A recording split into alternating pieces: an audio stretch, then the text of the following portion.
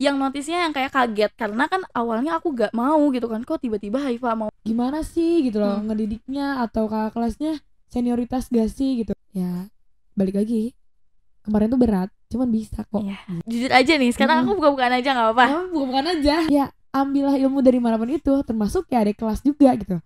Kadang-kadang nih ya kuno gitu tuh kayak mikir gengsi. Oh iya benar-benar. Iya benar-benar. Gengsi untuk kayak masa aku belajar dari adik kelas. Iya.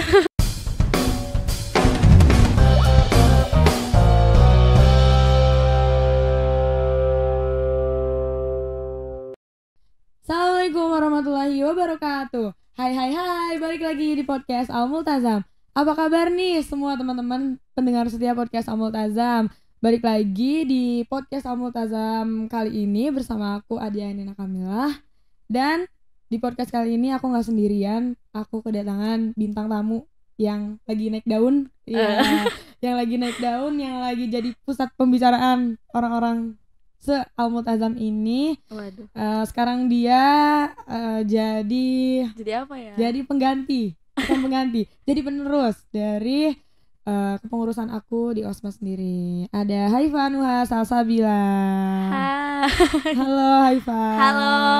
Coba perkenalin diri dong. Oke, perkenalkan, nama aku Haifa Nuha Salsabila. Biasa dipanggil Haifa. Kelasnya kelas 11 IPA 2.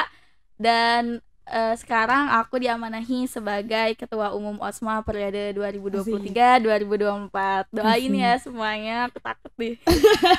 Takut kenapa? Haifa, ya udah jadi Ketua Umum OSMA, apa perasaannya? Perasaannya seneng, campur aduk juga. Ya gak bisa dikatain lah pokoknya, tapi ya seneng. Seneng ya? Ya. Berarti udah berapa lama dari pelantikan? Pelantikan itu minggu kemarinnya lagi, berarti hari Senin. Berarti 2 minggu? 2 minggu lah. 2 minggu menjadi seorang ketua OSMA. Apa yang udah Haifa rasain dan apa kesibukan Haifa sekarang?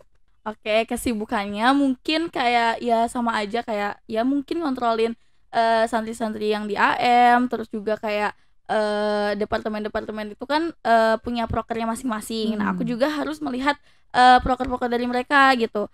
Terus juga mungkin kesibukan yang sekarang mau ada sosialisasi buat santri-santri di AM. Gimana sih apa teman orang-orangnya siapa aja gitu kan. Mungkin mereka masih belum ngerti gitu kan. Proker-proker yang mungkin kita perbarui juga dari angkatan sebelumnya gitu kan. Mungkin disosialisasikan nanti gitu. Jadi aku lagi sibuk buat bikin videonya nih, gimana sosialisasinya.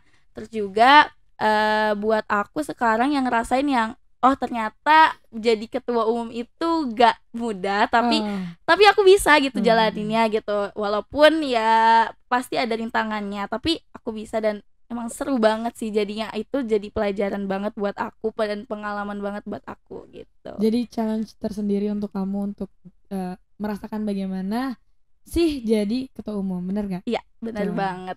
Terus nih, sebelum menjadi seorang ketua umum pasti banyak banget step-step yang harus kamu laluin. Aduh. Bener kan? Iya. Banyak banget kayak mungkin buat teman-teman semua yang belum tahu juga. Jadi kalau misalnya di Al Multazam ini untuk menjadi kandidat calon ketua di setiap organisasi itu punya perjalanannya sendiri, ya nggak? Iya.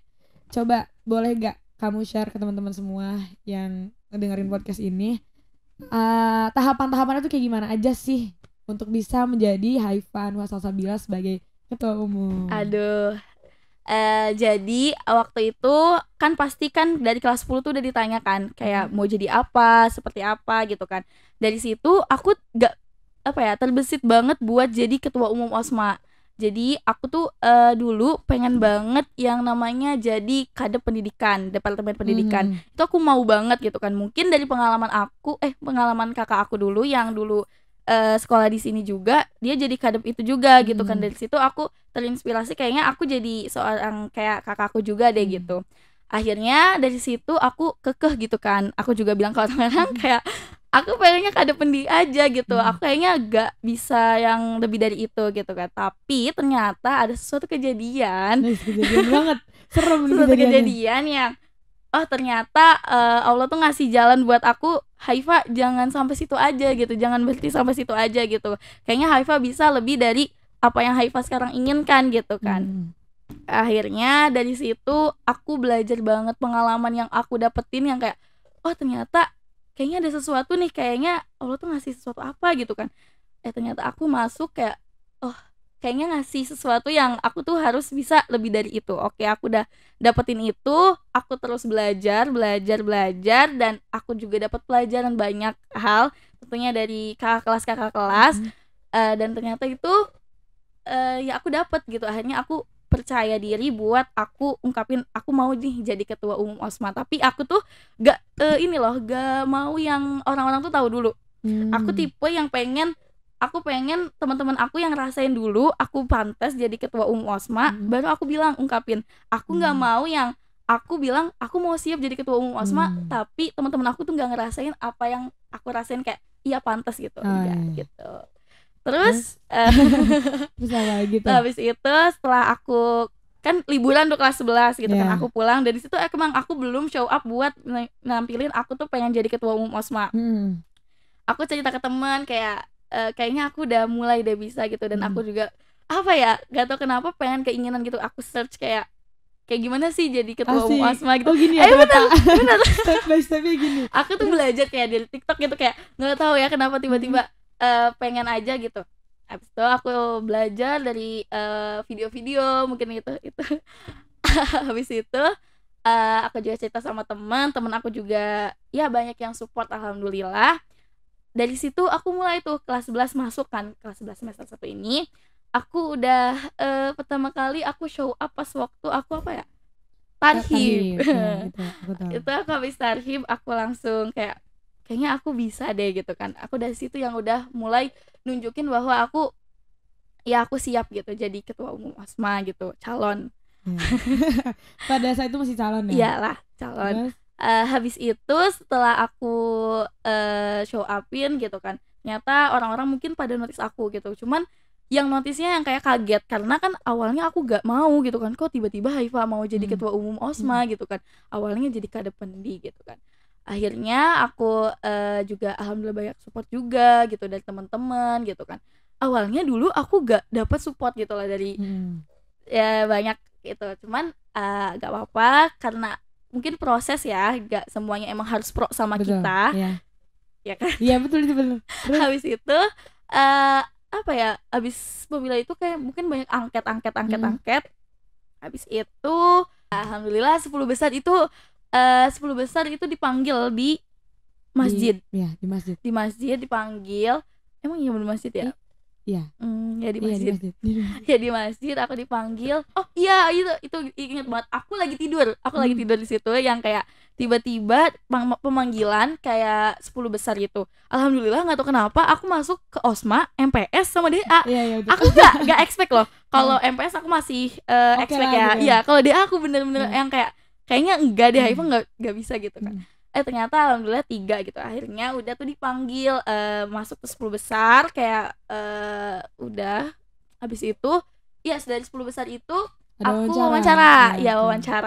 wawancara masuk 3 aku ditanya gini udah. Habis udah ditanya 10 besar itu kita nunggu tuh yang 3 besar itu lumayan agak lama banget sih menurut aku. Berapa minggu ya? 2 minggu nggak tahu berapa, tapi itu lama banget. Akhirnya udah tuh 3 besar belum diumumin dulu, kita makan di situ. Aku inget banget itu makan bareng-bareng. Habis itu diumumin. Ada drama dulu dong gitu kan biar seru. Di situ aku yang masuk sih, aku di situ drama kayak cuman ya aku masuk OSMA, cuman teman-teman aku kok pada beda-beda gitu kan. Di situ aku mau apa, iya aku agak awalnya kaget gitu loh, takutnya gimana ya agak berbeda gitu kan mungkin gitu. Tapi setelah itu ternyata di-prank kan. Habis di-prank ternyata alhamdulillah aku masuk OSMA, teman-teman aku juga alhamdulillah sesuai ekspektasi semua gitu. Habis itu 3 besar banyak kayak rintangannya juga, kayak bikin papan besar kayak yang itu. Habis itu juga apa ya? Orasi, debat. debat dulu ya. Di debat Debat itu kayak aku juga deg-degan banget. Deg-degan banget, kayak mungkin pertama kalinya aku ngikutin kayak debat kayak gitu, apalagi dilatih banyak seluruh santri Al-Multazam. Habis itu udah tuh debat itu udah lega, alhamdulillah. Habis itu orasi gitu kan. Ini aduh penentuan banget nih pemilu kan gitu kan. Akhirnya udah aku orasi juga, alhamdulillah kayak pengumuman gitu. Pas pengumuman jujur aku masih gak nyangka sampai sekarang, dan aku kayak masih emang iya ya gitu. Iya bener. Aku gak ngerasain kayak se-expect ini kayak jadi gitu. Alhamdulillah gitu. Akhirnya udah deh diumumin, abis itu pelantikan, dan alhamdulillah jadi yang sekarang gitu. Nih banyak banget teman-teman di luar sana yang kayak bertanya-tanya pasti apakah selama proses untuk bisa menjadi ketua umum ini dibimbing gak sih sama kakak kelasnya, terus kayak kakak kelasnya gimana sih gitu loh ngedidiknya, atau kakak kelasnya senioritas gak sih gitu. Gimana nih pandangan kamu sebagai yang sudah merasakan hal-hal itu tuh, gimana menurut kamu? Aku merasain yang kayak aku sampai di sini tuh aku ngerasain ya itu berkat bimbingan kakak kelas semua gitu kan. Apa yang aku rasain yang sekarang, pembelajaran yang pernah aku dapetin gitu kan, itu emang dari kakak kelas gitu. Kakak kelas yang selalu support, membimbing kami selaku penerusnya gitu. Kayak kita diajarin yang kayak oh ya nanya-nanya gitu, kita juga dikasih arahan, motivasi, dan itu tuh nyampe gitu ke kita. Kayak apa yang kita dapetin, apa yang kita dapat dari kakaknya tuh ya kita jalanin, dan alhamdulillah kakaknya juga welcome gitu. Aku seneng banget di sini yang Al-Multazam tuh bener-bener yang menurut aku ya senioritas tuh gak ada loh.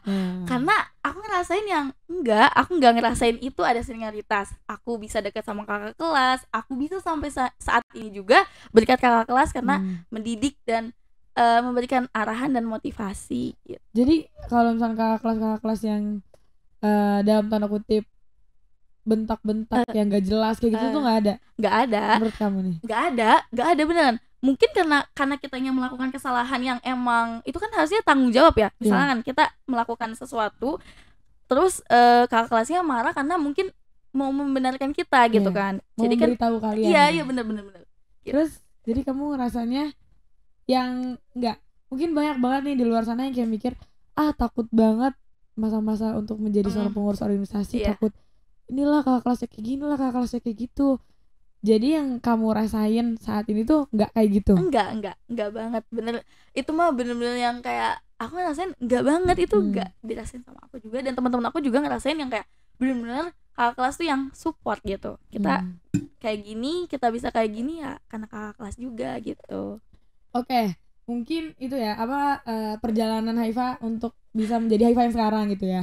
Dan ternyata buat teman-teman semua yang dengar podcast Al-Multazam ini, ternyata guys nggak ada tuh senioritas di Al-Multazam, ya nggak sih? Bener nggak ada. Suportif kakak kelasnya, yang kayak mengarahkan banget adik kelasnya untuk gini loh deh caranya ini, gini loh deh caranya kayak gitu. Dia bukan kayak gitu yang benar tuh kayak gini, bener gak? Bener banget. Ya. Jadi nggak perlu takut teman-teman buat sekolah di sini, beneran. Karena ya kalau misalkan sampai sekarang kalian masih berpikir di Al-Multazam dengan senioritas yang tinggi atau apapun, enggak tuh sebenarnya. Ini bener ya, kita nggak buat-buat ya. Kita nggak buat-buat. Nggak, Haifa tidak terintimidasi karena adanya aku di sini kan? Enggak.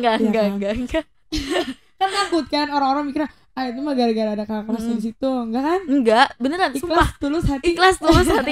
Jadi bener guys, buat teman-teman semua yang kayak sampai sekarang masih mikir bahwa di pesantren itu dengan senioritas yang tinggi nanti dimarahin kakak kelas segala macam, itu tuh enggak. Justru mungkin kakak kelas menegur kalian itu dengan maksud tujuan agar kalian tuh bisa jadi lebih baik daripada sebelumnya gitu. Terus mungkin Haifa nih sekarang udah tuh melalui masa-masa latihan dasar kepemimpinan, udah dilantik juga, sekarang jadi ketua umum OSMA. Jadi kamu nih sekarang yang menghadapi generasi zaman sekarang, gimana cara kamu menanggulangi sebuah masalah yang terjadi di organisasi? Mungkin sampai sekarang yang 2 minggu saat ini aku lagi proses berjalan buat jabat, aku belum menemukan permasalahan itu gitu. Yang serumit itu. Alhamdulillah masih bisa terselesaikan gitu kan. Dan mungkin kalau misalkan emang ada permasalahan, ya mungkin ya komunikasi, tentunya komunikasi, adanya rasa saling percaya. Dan walaupun permasalahan itu serumit apapun, pasti kita juga butuhnya adanya pembina gitu kan. Kita juga sebagai penengah gitu ya. Ya, sebagai penengah kita juga apalagi kan maksudnya kita juga gak sendirian loh di sini, kayak ada pembina yang bakal ngarahin gimana caranya menyelesaikan masalah tersebut gitu. Terus nih, di masa-masa organisasi ini nih, Iya. pasti banyak banget kesibukan yang kamu hadapi. Bener gak? Bener banget kan. Jadi sebenarnya bingung nih mau milih organisasi atau akademik, ya kan? Iya bener. Bener, pertanyaan-pertanyaan yang dari debat ataupun dari wawancara itu kayak real gitu loh sekarang. Relate banget. Iya bener. Kan? Yang apa pernah dulu mungkin ya teman-teman itu aku pernah nanya dulu sama Haifa pas lagi debat ya, terbuka. Pada saat itu aku nanya lebih mentingin organisasi atau pendidikan.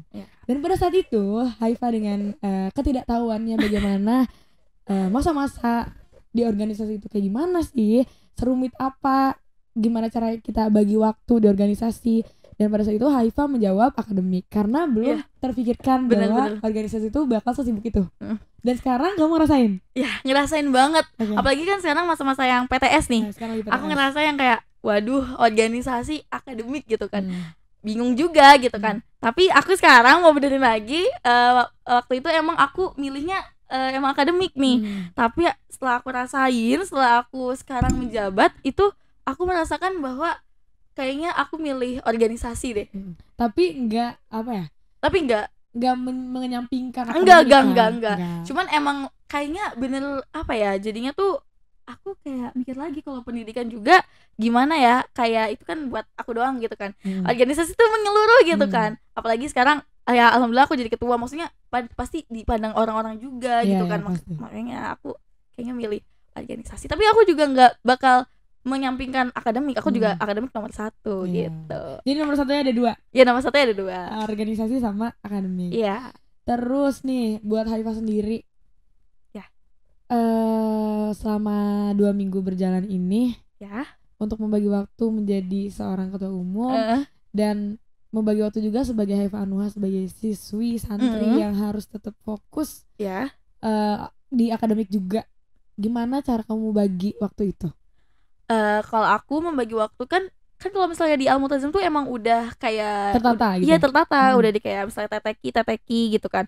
Itu menurut aku ya kita jalin aja sesuai peraturan yang ada di AM juga. Kalau misalnya buat organisasi sendiri itu apa ya, tinggal kita jalanin aja sih. Kayak misalnya apa ya, sama aja sebenarnya, cuman kitanya yang jadi pengurus gitu loh. Sebenarnya sama aja gitu, cuman kita yang jadi pengurus ya gimana caranya kita tuh harus bisa ngasih yang teladan gitu loh, contoh yang terbaik buat adik-adik kelasnya gitu kan. Terus apa, sama aja sih sebenarnya, mungkin sekarang kita jadi pengurus gitu.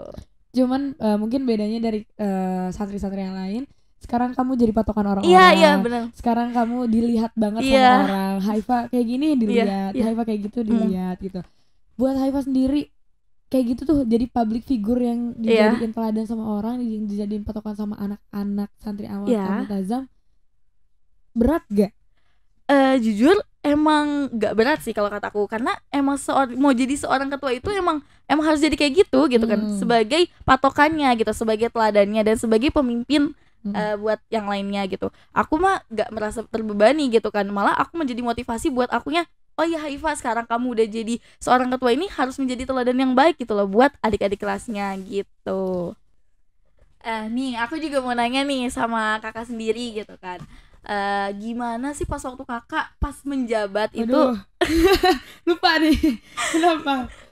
Gimana pas waktu kakak juga dapet kakak jadi ketua umum OSMA atau enggak, perjalanan kakak dulu deh gimana? Aku juga pengen tahu deh. Mungkin perjalanan dari mana nih? Dari jadi ketua umum. Jadi ketua umum. Jadi apa? Jadi ketua umum aja ya. Perjalanan jadi ketua umum. Iya. Ini ada di podcast belum? Belum. Oh ya udah, ini perdana ya, perdana. Belum. Oke. Jadi sama-sama cerita. Iya, betul banget. Perjalanan aku jadi ketua umum, aku pengen jadi ketua umum OSMA dari kelas 7. Wow. SMP. Beneran? Real? Real. Gila. Real, teman-teman. Aku tuh yang kayak emang udah apa ya? Udah menargetkan diri aku kayak ya ada suatu saat nanti kamu harus jadi ketua umum. gitu, dimanapun ketua OSIS gitu. Ini kakaknya tuh emang dapat inspirasi, kakaknya pengen jadi ketua umum atau emang terbesit aja gitu? Inspirasi melihat orang atau gimana? Enggak sih, karena kayak aku mikirnya aku pengen berguna bagi orang lain. Dan gimana sih caranya bisa aku berguna tuh? Oh iya, ketika saat itu aku mikir bahwa oh mungkin jadi ketua OSIS itu atau ketua umum OSMA tuh salah satu jalannya gitu. Sampai akhirnya udah tuh SMP berlanjut, SMA ya. kelas 10 ada juga zaman-zaman angket dan segala macam. iya. Dari angket pertama emang aku ngisinya ketua umum. Di situ banyak gak yang mau jadi ketua umum? Banyak banget. Oh banyak? Iya, temen-temen angkatan aku tuh banyak. Angkatan aku gak ada loh. Sama kamu jarang kan? Iya gak ada. Makanya kalau angkatan aku tuh adalah beberapa yang ingin jadi ketua umum. Dan kalau angkatan aku dulu tuh yang emang ya karena impiannya tinggi-tinggi teman-teman aku. Jadi kayak ketua umum, kalau nggak ketua umum ketua 1, ketua 2 atau enggak jadi ketua departemen dan lain-lain gitu. Jadi pada saat angkatan waktu itu kayak emang banyak banget yang mau jadi ketua umum. Sampai akhirnya aku melewati masa-masa itu insecure, minder sama teman-teman karena aku ngerasa teman-teman lebih baik daripada aku. Karena aku ngerasa teman-teman lebih jauh lebih langkahnya tuh jauh lebih maju dibanding aku gitu. Sampai akhirnya sempat terbersit untuk menjadi ketua MPS. Kenapa tiba-tiba ketua? Gak tahu, kayak aku bingung gitu loh. Aku kayaknya di OSMA tuh udah banyak banget orang-orang yang bisa berpotensi gitu loh. Lah enggak? Kalau ketua MPS emang? Nah, ketua MPS tuh dulu enggak yang se-hype ketua OSMA gitu loh. Jadi aku mikirnya oh ya udah deh, kalau misalnya emang teman-teman aku mau jadi ketua OSMA itu oke, aku mau ngasih jalan ke mereka aja gitu loh. Jadi akunya ya udah deh nanti gitu. Cuman ada satu penguat bahwa ada yang bilang udah deh kamu di ketua OSMA aja. Ya, dan aku percaya bahwa ya kalau emang jalannya aku ke situ ya emang udah jalannya situ, walaupun berbagai macam rintangan yang aku hadapin, berbagai macam pikiran-pikiran negatif yang aku temuin di tengah jalan, ya udah kalau emang jodohnya ke situ ya aku bakal keterima di situ. Ya, sampai akhirnya ya insecure tuh masih ada terus, insecure, minder, sempat kayak pengen udahan, sempat pengen mundur dan segala macam tuh ada banget, sambil jalan sambil nangis lah entah apa gitu kan. Sampai kayak bener gak sih ini jalannya aku laluin tuh bener gak sih gitu, aku tuh kayak gini bener gak sih gitu. Cuman ya aku selalu nanemin bahwa ya selagi kamu tidak merugikan orang lain dan kamu melakukannya dengan kebaikan ya jalanin aja. Akhirnya aku jalanin sampai mau pengumuman aku yang udah hopeless banget. Iya. Aku yang kayak udah aku mau ketua 2 aja. Aku bilang sama teman-teman aku ya aku mau ketua 2 aja. Aku kayak enggak deh, ketua umum tuh enggak, kayak tinggi banget untuk seorang Adia bisa nyampe ketua umum gitu. Tapi ternyata qadarullahnya Allah menakdirkan itu ya ketua umumnya aku. Asik. Gitu. Kece gak?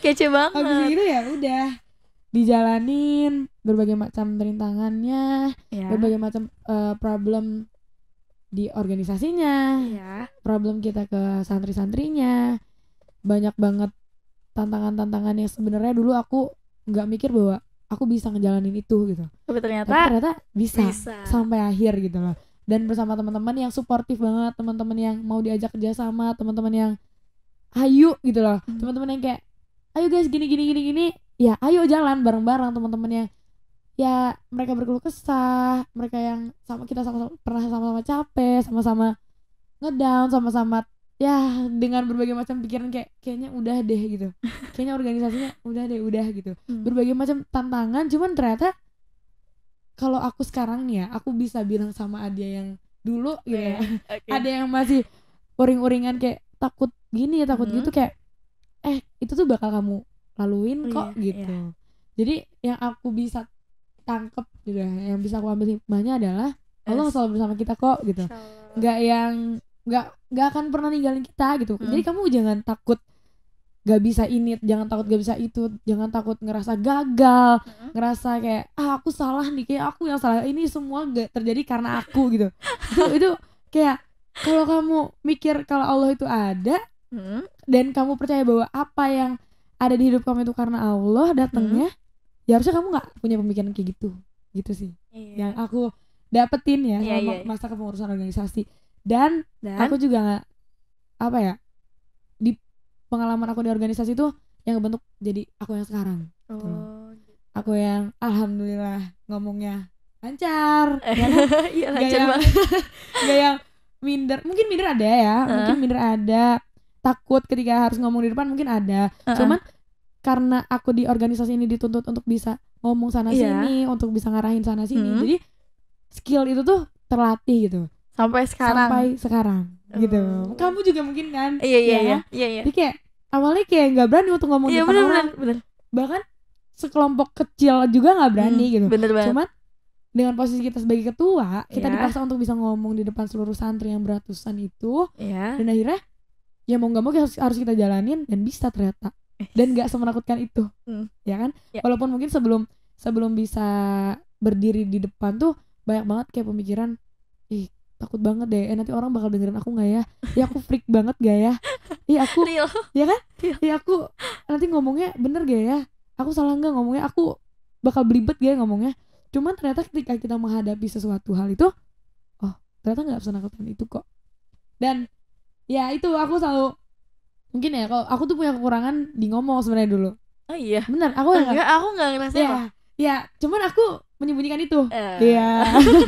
aku menyembunyikan itu, dan aku selalu berpikir bahwa semua kekurangan yang ada di dalam diri aku, yaitu aku jadikan sebuah tantangan yang harus aku taklukkan.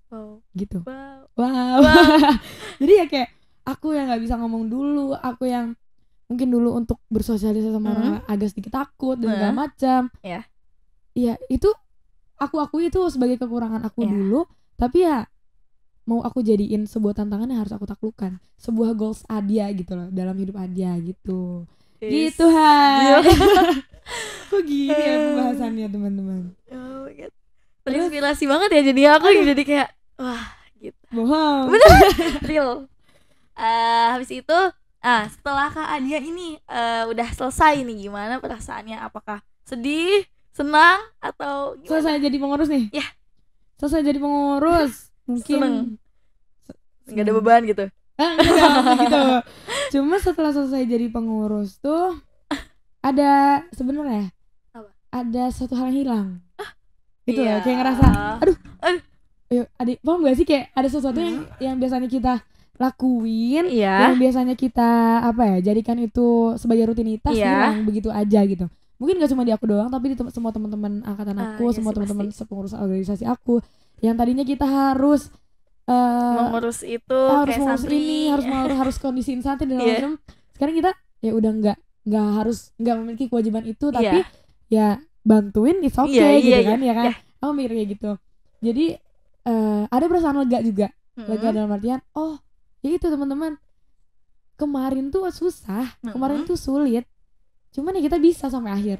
Ada perasaan lega, bersyukur banget, alhamdulillah udah dikasih kepercayaan sama Allah untuk bisa mengemban amanah menjadi seorang ketua umum OSMA, membimbing teman-teman semua, membimbing adik kelas semua, dan akhirnya punya teman-teman yang suportif, punya adik kelas yang baik, punya adik kelas yang keren gitu kan. Sampai akhirnya kita memberikan estafet kepengurusan kepada kalian gitu. Itu yang kayak ngebikin jujur aku sendiri bangga gitu loh. Bangga banget. Bangga banget atas pencapaian dari teman-teman aku, dari kalian kayak ya balik lagi, kemarin tuh berat, cuman bisa kok gitu. Perasaan sedih mungkin ada ya, karena ngerasa belum maksimal. Apaan? Iya. Kenapa enggak pasti aja kan, kayak maksudnya pengennya harapannya kayak gini. Iya sih, pasti kan? Iya pasti. Pengennya harapannya kayak gini tapi kayak gini gitu. Cuman ya mungkin balik lagi, ya emang mungkin porsinya cuma segitu gitu. Porsinya kita dikasih ya cuma segitu, dan ya udah sekarang dilanjutin oleh kalian ya. Yang kita harapin banget bisa jadi lebih baik. Amin ya Allah. Doain nih guys. Doain semoga doain semoga bisa menjadi lebih baik. Pasti. Amin. Dan aku yakin ya, aku yakin banget organisasi 17 ya. Kalau aku kan organisasi 16 ya teman-teman. Kalau angkatannya Haifa ini organisasi 17.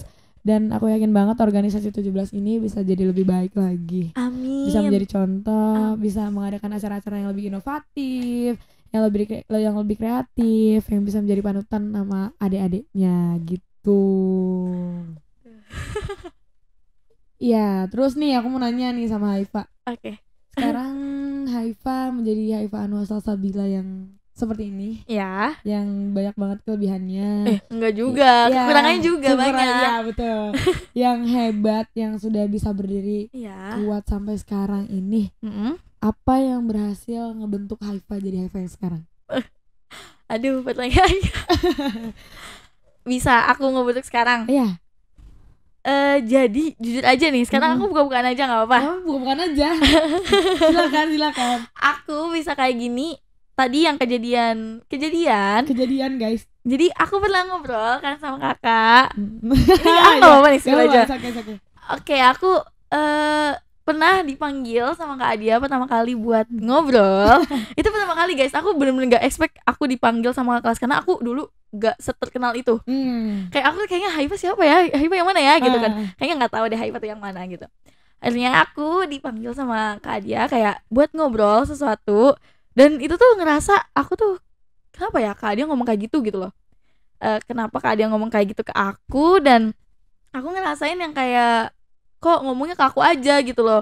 Kayaknya aku deh yang bisa ngegerakin itu. Dan ada sesuatu yang Allah tuh ngasih lewat Kak Adia gitu loh.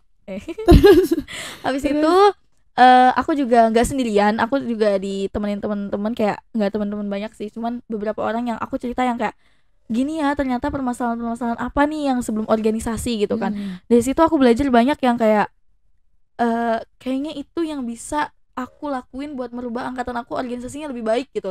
Ya gitu. Habis itu dari situ aku kayak buat belajar show up, aku belajar yang kayak mungkin bisa merangkul teman-teman. Aku dari situ yang kayak mungkin awalnya aku gak suka bersosialisasi, sampai aja aku kan gak terkenal gitu kan. Akhirnya aku bisa merangkul teman-teman aku bisa merangkul teman-teman aku yang di belakang juga gitu kan, sama-sama ayo yuk kita mau organisasi nih, kita tunjukin bahwa kita tuh bisa gitu, kita tuh siap gitu. Akhirnya dari situ teman-teman mungkin apa ya, ada rasa wah gitu ya? Ya gitu kan, kayaknya Haifa bisa deh gitu kan. Alhamdulillah banget aku kayak mungkin berhasil gitu.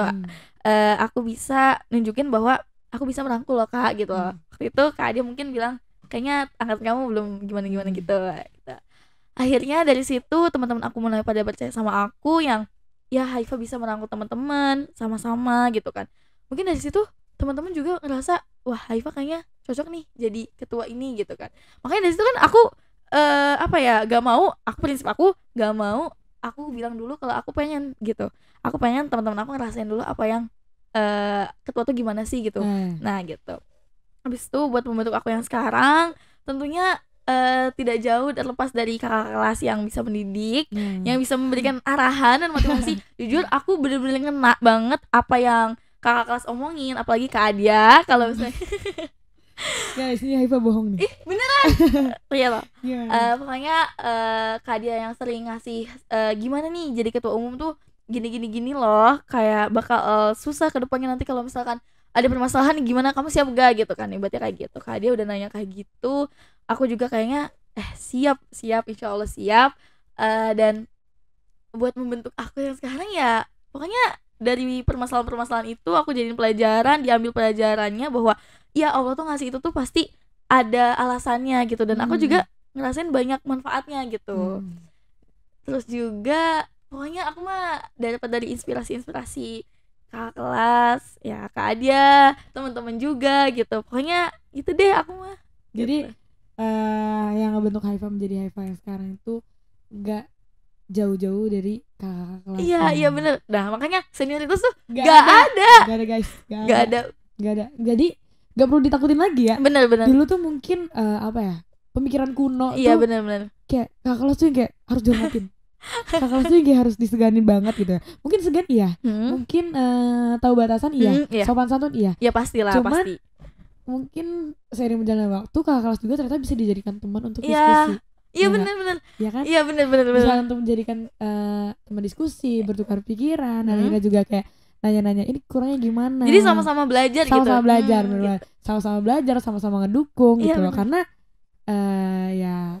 kita juga kayak maksudnya kita sama-sama membutuhkan, kayak mungkin aku yang masih banyak kurangnya, yang aku nanya-nanya ke Kak Dia gimana sih Kak cari cara buat menyelesaikan permasalahan tersebut gitu. Dan ternyata Kak Dia juga pernah ngelakuin maksudnya merasakan itu, dan ternyata solusinya itu gitu. Jadi kita sama-sama apa ya, bertukar pikiran gitu ya. gitu. Dan ya gini loh, yang aku selalu bilang ke kamu juga Iya. bahwa ya kita di sini sama-sama berjuang gitu. Cuman mungkin beda aja, Iya. beda jalannya aja. Kamu jalannya A, aku jalannya B. Aku berjuangnya untuk B, kamu berjuangnya untuk A gitu. Iya. Tapi ya ujung-ujungnya, ternyata kita saling membutuhkan loh, Iya, gitu bener. kan. Iya. Ternyata dengan bertukar pikiran tadi tuh jadi nambah wawasan kita mengenai suatu masalah. Benar. Jadi mau nambah wawasan kita, oh ternyata ada ya yang kayak gini tuh. Iya. Jadi ada ya permasalahan yang kayak gini tuh, yang harus dihadapin tuh kayak gini dan solusinya kayak gini. Dan sebagai kakak kelas juga nih ya, POV kakak kelas nih, bener-bener yang menurut aku pribadi, bener loh ternyata kita tuh nuntut ilmu tentang apapun itu gak mesti yang harus dari yang lebih tua daripada kita. Gitu loh, yang ngerasain kayak ya ambillah ilmu dari manapun itu, termasuk ya adik kelas juga gitu. Kadang-kadang nih ya kuno-kuno gitu tuh kayak mikir gengsi. Iya benar. Gengsi untuk kayak masa aku belajar dari adik kelas, ya kan? Masa sih aku dapetin ini dari adik kelas mungkin. Cuman enggak loh gitu loh. Mindset kayak gitu yang harus dirubah sebenarnya, bahwa ternyata adik kelas juga bisa bikin kita berpikir lebih dewasa. Ternyata adik kelas juga bisa kita berpikir, bikin kita jadi lebih rasional. Jadi kita banyak banget pelajaran yang bisa diambil. Meskipun mungkin terkadang adik kelas tuh gak nyadar bahwa mereka tuh memberikan pelajaran yang sangat berharga. Ya kan? Mungkin kayak mikirnya apa sih yang udah aku kasih gitu kan. Cuman dari POV aku sendiri menjadi seorang ketua umum yang banyak banget interaksi sama adik kelas, bahwa aku tuh belajar banyak banget dari kalian ini loh gitu. Secara gak langsung kalian tuh mengajarkan aku tentang sabar lah, tentang bahwa ada permasalahan ini ya ternyata kayak gitu. Jadi ya gak ada tuh senioritas di Amultazam ini. Apalagi ya kalau kalian lihat kita berdua kayak gini biasa aja, kita berdua yang bercanda ya udah, kita nggak ada kayak nggak ada gap gitu loh. Bener. Mungkin adanya ketika ya emang akunya kelas 12 dia kelas 11 gitu loh. Cuman kalau misalnya untuk ngobrol, sharing, bertukar pikiran gini kayak ya udah kita sama-sama. Malah aku ngerasain ya seru banget gitu loh, kayak ternyata Kak Adia juga pernah ngerasain itu. Ternyata aku terinspirasi dari cerita-cerita Kak Adia gitu, kayak seru. Bener. Aku seru banget kalau misalnya udah saling berbagi cerita, saling memotivasi. Itu aku bener-bener seneng banget, seru, senang gitu. Bener. Sekolah di AM biar dapetin kakak kelas yang seru. Bersyukur kan ya. Bersyukur banget. Amat bersyukur, aku juga bersyukur gitu ketemu sama adik kelas yang hebat. Mungkin Haifa juga bersyukur banget kan? Banget bersyukur banget. Banyak hal yang harus disyukuri di Amultazam ini mungkin gitu kan. Dah. Mungkin cukup sekian untuk podcast episode kali ini. Terima kasih untuk Haifa atas kesempatan dan waktunya. Makasih juga udah diundang. Makasih. Mau diundang lagi? Gak tau. Boleh. Diundang lagi ya. Oke, buat teman-teman semua yang gak sabar buat lihat aku dan Haifa lagi di podcast Amultazam ini, stay tune terus di podcast Amultazam. Jangan lupa like, comment, share, and subscribe. Oke, terima kasih dari kita berdua. Assalamualaikum warahmatullahi wabarakatuh. Bye-bye.